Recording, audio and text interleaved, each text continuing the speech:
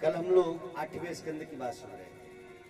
8वां स्कंद में राजा बलि की जो कथा आती है, वास्तव में अष्टधा प्रकृति, व्यास जी चाहते क्या है, ये जो अष्टधा प्रकृति है इसका अंत जब तक नहीं करेंगे तब तक भगवान से नहीं मिलेंगे।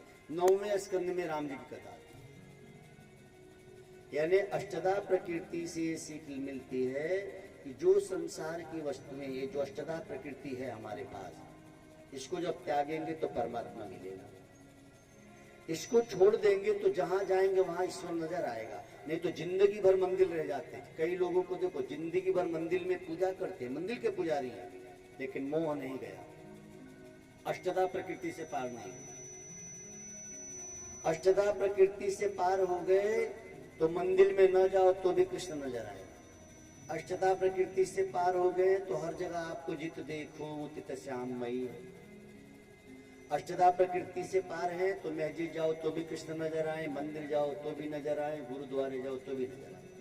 लेकिन अष्टधा प्रकृति को पार नहीं किए तो जहां जाओगे तो ये प्रकृति तो वहां है। पता लगा गए तो मंदिर भगवान के दर्शन के लिए, लेकिन दर्शन किस बात का करते हैं, डिजाइन बहुत अच्छा बना है, लाइट व्यवस्था बड़ी अच्छी लगी है, टाइल्स बहुत अच्छा है, ये क्या है, यह अष्टधा प्रकृति है।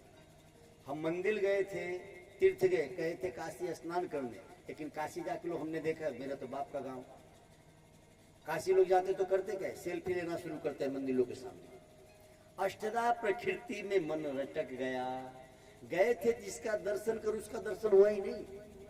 गए काशी दर्शन करने, जितनी नावें थी ये देखो लोग लेने लगते। तो आज व्यास जी हम लोगों से कह रहे हैं कि अष्टधा प्रकृति से जब तक पार नहीं होंगे, आप तीर्थों में रहिए, मंदिर में रहिए, मस्जिद में रहिए, गुरुद्वारे में रहिए, चर्च में रहिए, उसका लाभ उतना नहीं होता जो होना चाहिए। क्योंकि अष्टम स्कंद के बाद 9वें स्कंद में राम जी की कथा है।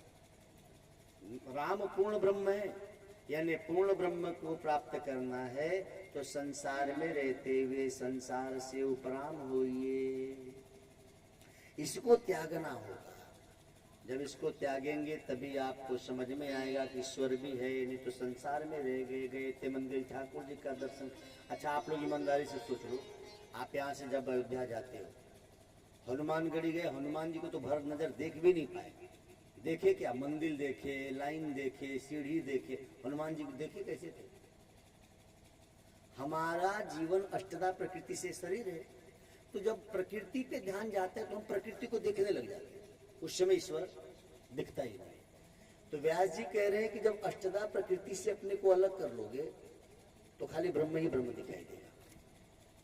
तुलसीदास वही कह रही हैं, लेकिन तुलसीदास जी को जब अष्टधा प्रकृति से पार हुए तो सिया राम में सब जग जानी, करो प्रणाम जोर जुग पानी। हम और आप प्रकृति से बंधे हुए हैं, इसीलिए जीव भगवान को छोड़कर छोटी छोटी बातों में उलझ जाता है। गए थे मंदिर दर्शन करने और मंदिर दर्शन करके आए,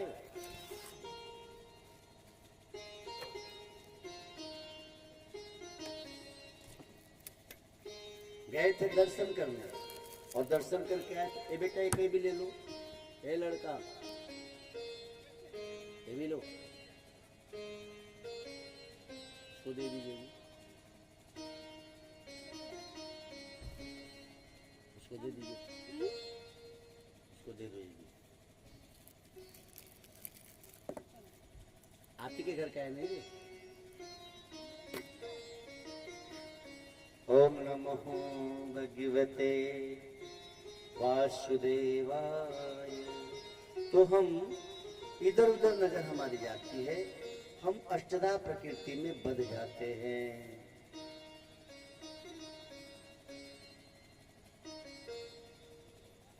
स्वामी रामचंद्र जी डोगरे महाराज वो कहा करते थे, बड़े उच्च कोटि के संत हुए, तो एक दृष्टांत देते थे कि एक बार भगवान शिव जी ने भगवान श्री हरि से कहा कि आपने जो मोहिनी रूप बनाया था वो बड़ा सुंदर था, मुझे दिखाइए।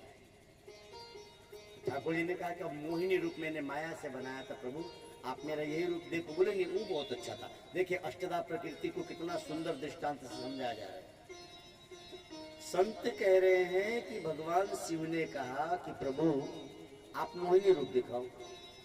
भगवान ने कहा प्रभु मोहिनी रूप तो मेरा माया का था, माया ही ज्यादा अच्छी लगती है। और कथा कहती है कि जैसे ही भगवान ने मोहिनी रूप दिखाया तो भगवान शिव बहक गए, सोचे इनको गले लगा। अब शिव जी तो क्या बहकेंगे भला, लेकिन ये कथा हम सबको संकेत देने के लिए है कि अष्टदा प्रकृति में आप रहोगे तो आपको माया पकड़ेगी, फिसलोगे शिव जैसे लोग, तो हम और आपकी क्या मतलब है। तो कृपा करके भागवत सुनने बैठे तो यह जानो कि अष्टदा प्रकृति क्या है, आखिर ये क्या है। ये क्या है, मैं और मोर तुरते माया, मेरा और तेरा, ये अष्टदा प्रकृति है। यह है और वह है, यह अष्टदा प्रकृति है। यह माया ही है जो हमको बांध के रखती है। वास्तव में माया मतलब जो है नहीं और फिर भी दिखती है, उसे माया कहते हैं। आप लोगों ने सुना ना, माया माया माया ने पकड़ के रखा है। अब आपने कभी माया को देखा? माया वो कौन से रंग की साड़ी पहनती है, लाल पीली हरी। वास्तव में माया नाम की कोई चीज है ही नहीं, हमको लगता है कि माया ने पकड़ा। जैसे चांदनी रात में आप रस्सी टंगी हुई देख ली तो आपको लगता है सर्प है, वास्तव में सर्प है नहीं, भाषित हो रहा है कि सर्प है नहीं सर्प। ऐसे ही माया मतलब है ही नहीं कुछ, लेकिन हमको लगता है। तो हम माया से बंधे हुए हैं, उस माया से जो वास्तव में है ही नहीं, जिसका कोई मतलब नहीं है। तो इस माया से बचने के लिए हमको आपको ईश्वर की भजन करनी चाहिए। माया से बचने की व्यवस्था क्या है? तो बोले माया की पोल जानना, जो नहीं है, जब है ही नहीं तो उसके बारे में सोचना क्या है। माया को हमने पकड़ा है, न कि माया ने हमें पकड़ा है, समझिएगा।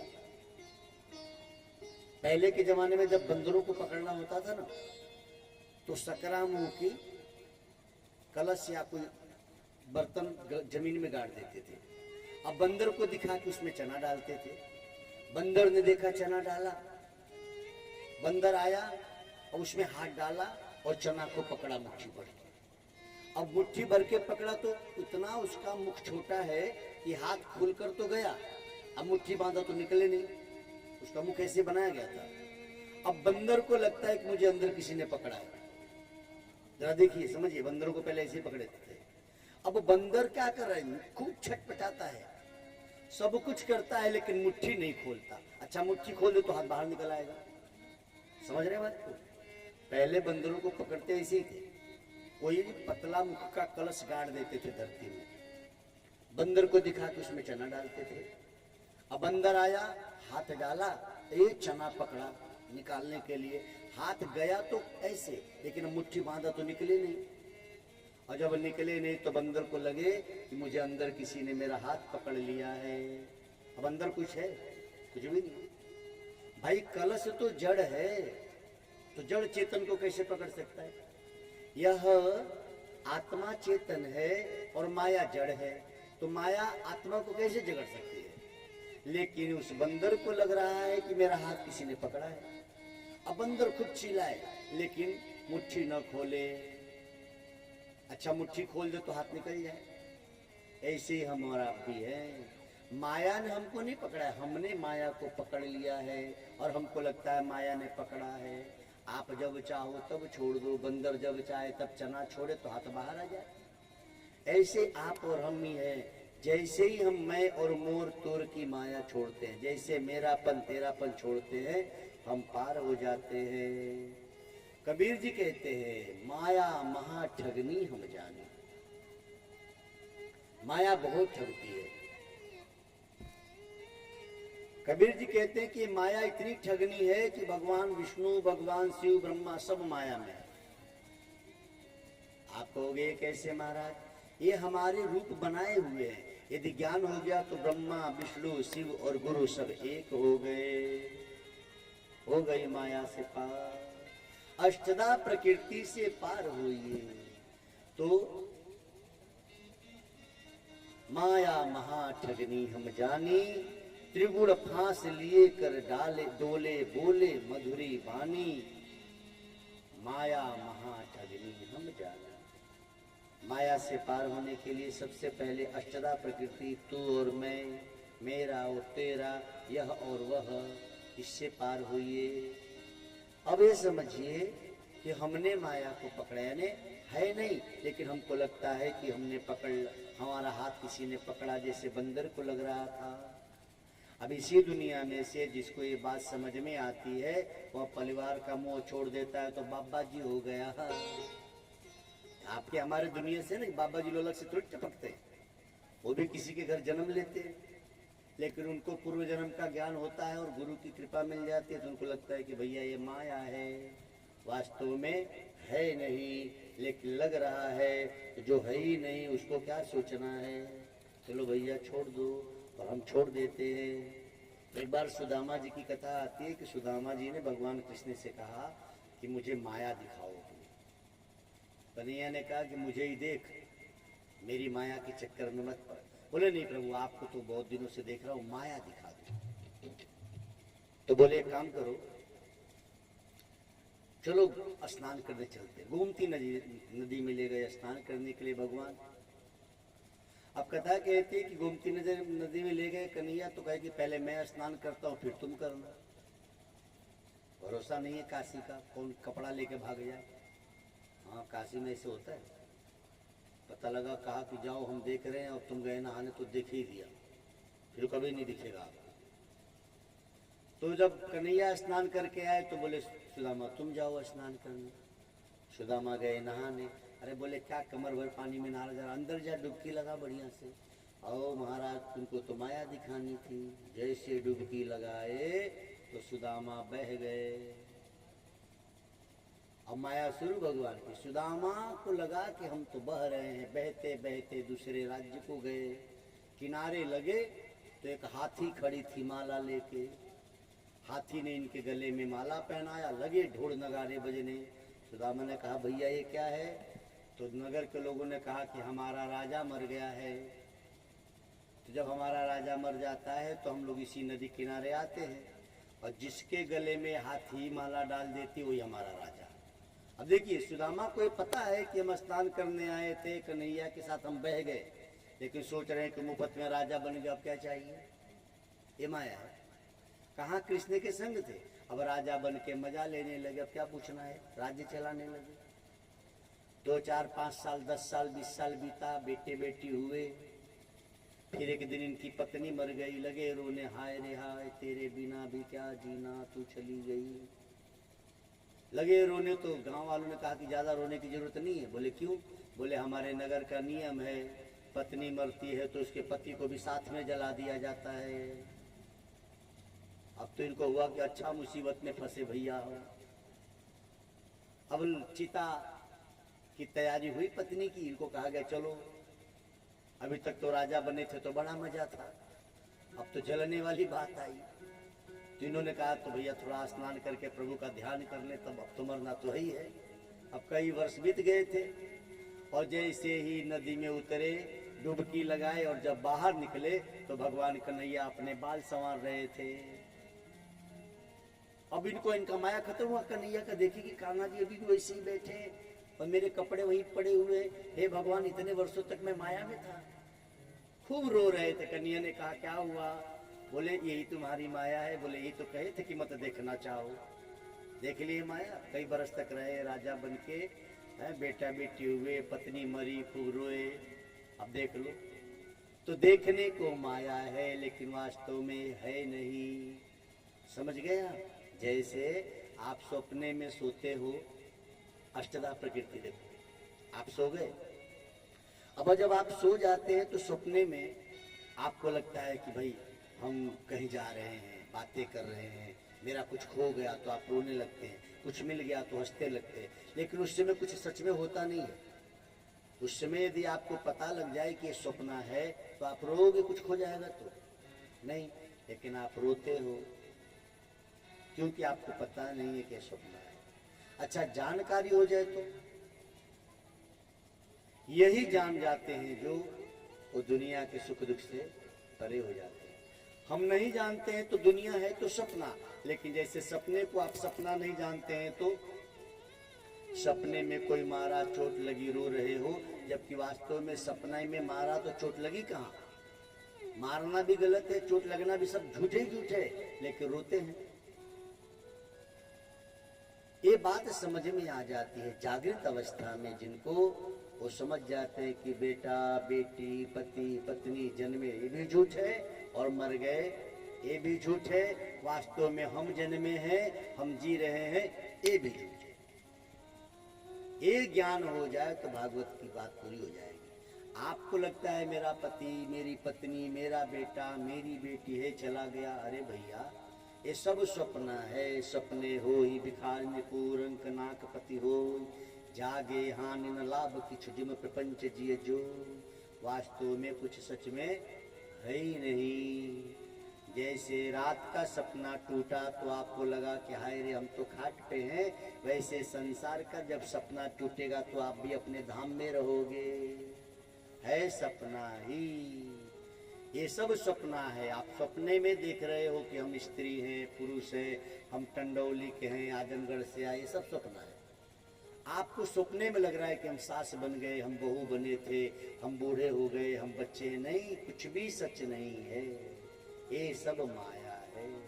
गो गोचर जहाँ लग जग जाई, सो सब माया जानो भाई। जो कुछ भी आप देख रहे हैं ये सब माया ही माया है। अब माया जीव को भला बांध पाएगी, लेकिन हमको ये माया सच्ची लगती है, इसीलिए हमको लगता है कि हम बद गए हैं। एक ऋषि, कहाँ तो संत है, और जनक जी के दरबार में गए और जाके कहे कि मुझे माया के बारे में बताओ। जनक जी बड़े ज्ञानी थे, गुरु सुखदेव जी के गुरु हैं जनक जी, जो सुखदेव जी श्रीमद् भागवत की कथा सुना रहे। तो जनक जी के पास एक संत गया, ऋषि है, और जाके कहे कि महाराज आप बड़े ज्ञानी हैं, हमने सुना है, तो मुझे माया दिखा दो, माया के बारे में बताओ। जनक जी वास्तव में ज्ञानी है, सोचे कि भी नया नया साधु बाबा बना है, इसको प्रैक्टिकल दिखाना पड़ेगा। अभिमान है ना, घर द्वार छोड़ के चले आए, हम तो साधु हैं, ये तो राज्य चला रहे हैं, चलो इनसे कुछ बड़ा ज्ञानी बनते हैं, माया क्या है। अंदर से भाव अच्छे नहीं थे। जनक जी ने कहा मेरे महल में रहो, समय पे बता देंगे। रहने लगा महल में। महल में एक कोठरी दी गई, उसी में आराम से बाबा जी रहते हैं। एक दिन जनक जी अपने योग बल से, जनक जी गए हैं स्नान करने सरोवर में, और यहाँ योग बल से पूरे महल में आग लग गई। पूरे महल में आग लगी है और जनक जी आराम से स्नान कर रहे हैं। अब जनक जी आनंद में स्नान कर रहे हैं, आग लग गई है। ये संत जो था ये भागा भागा आया जनक जी के पास। अरे महाराज, यहाँ तुम नहा रहे हो, तुम्हारा पूरा महल जल रहा है, कैसे राजा हो तुम, कोई फिक्र नहीं है तुमको। जनक जी ने कहा साधु बाबा, महल तो मेरा जल रहा है, परेशान तुम क्यों हो रहे हो। अब इसको लगा ये बात भी सही है, कह रहे हैं भाई महल इनका जल रहा है तो परेशानी मुझे क्यों है। ये माया बताना चाह रहे हैं जनक जी कि वास्तव में माया क्या है, संत जरा जानो, साधु होने से बात नहीं बनेगी। माया को समझने का प्रयास कीजिए। ओम नमो भगवते वासुदेव वासुदेवाय। ओम नमो भगवते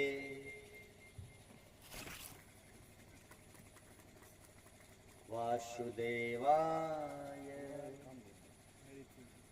काम आएगा करना है सभी। तो जनक जी ने कहा कि महल तो मेरा जल रहा है, तुझे क्या परेशानी है। ये संत कहते हाँ ये तो ठीक है, महल तो तुम्हारा जल रहा है, कि सुनो तुम्हारे उस महल में एक कोठरी में हम भी तो रहते थे, और उस कोठरी में मेरी लंगोटी है, वो जल गई। तो जनक जी ने कहा यही माया है, महल मेरा जल रहा है उसका तुमको फिक्र नहीं है, तुम्हारी एक लंगोटी उसमें है, जल न जाए उसकी तुझे चिंता है, यही तो माया है। अच्छा आप देखो, हजारों लोग आपके सामने आप आओ, यहाँ अयोध्या से यहाँ आप आ रहे, कई लाशें चली गई आपके सामने से, आपने बस में से देखा, आपको कोई फिक्र नहीं है क्योंकि इससे कोई रिश्ता नहीं है। लेकिन उसमें से कोई ऐसी मैया जिसको लगा कि हमारी है, तो हमको दुख होने लगता है। ये माया है। जिसको हमने अपना माना यही तो माया है, अपना न मानो तो माया नहीं है।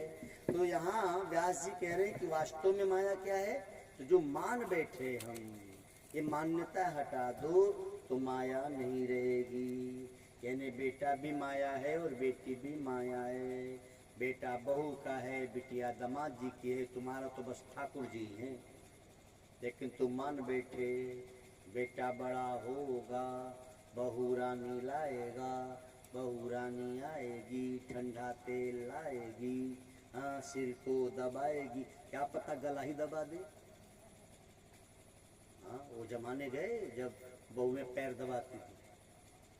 तो ये माया है। जैसे ही माया की पोल आप जान जाते हैं, आप इस माया से परे हो जाते हैं। तो मेरा और तेरा दोनों को मिथ्या मानो, सुख और दुख दोनों को मिथ्या मानने लगेंगे तो आपका भागवत सुनना सफल हो जाएगा। सुख दुख समे कृत्वा लाभ लाभो जया जयो। ये सुख और दुख, लाभ और हानि, जय और पराजय, मान और अपमान वास्तव में सब धोखा है, सब माया है। ये समझना जरूरी है। ये जिस दिन गांठ आप में हमारे में बध जाएगी, फिर आपको फिक्र नहीं रहेगा। बहु सेवा करे तो भी ठीक, न करे तो भी ठीक। सेवा करे तो बल्कि सोचो कि हाय मेरा पुण्य ले रही है, सेवा न करे तो सोचो कि बहुत बढ़िया, कम से कम ज़्यादा। देखो बहू ज़्यादा सेवा करेगी तो पक्का है तुमको फिर उसका बहू बन के सेवा करना पड़ेगा। ये बहुत फायदे में थोड़ी हो। जिन माइयों की बहुएं बहुत सेवा कर रही है ना, पक्का है अब तुम उसकी बहू बन के आओ फिर तुम करो तो बुरा नहीं लगे। यदि तुम्हारी बहू सेवा न कर तो खुश रहो कि चलो कम से कम कर्जा तो नहीं चढ़ रहा है, थोड़ा बड़ा तकलीफ हो रहा है, लेकिन मुझे तो बहू नहीं बनना है, इसमें मजे में रहो। हर हाल में लड्डू है। सेवा कर रही तो सोचो कि मेरा सेवा करके अपना पुण्य बढ़ा रही है। जब बहुएं ज़्यादा सेवा करे तो सासू माइयाँ माला बढ़ा दो, जब ज़्यादा करो पुण्य तुम्हारा उसको मिलेगा, जब नहीं करोगे तो फिर बहू बन के आके सेवा करके पूरा करना पड़ेगा। समझ रही हो बूढ़ी माइयाँ? हाँ बहू बेटे सेवा कर तो खूब जप करो, नहीं तो फिर कर्जे में रहोगे। फिर आओ फिर तुम भी बहू बनो, क्या झंझट में पड़ो, काहे पड़ो। ओम नमो भगवते वासुदेवाय। तो हमको और आपको इस पर खूब ध्यान देना है कि सुख दुख समे कृत्वा लाभ लाभो जया जयो। सुख और दुख में, हानि और लाभ में हम इससे परे हो जाएं। इससे जब परे हो जाएंगे तो आपको इसको दुख नहीं होगा।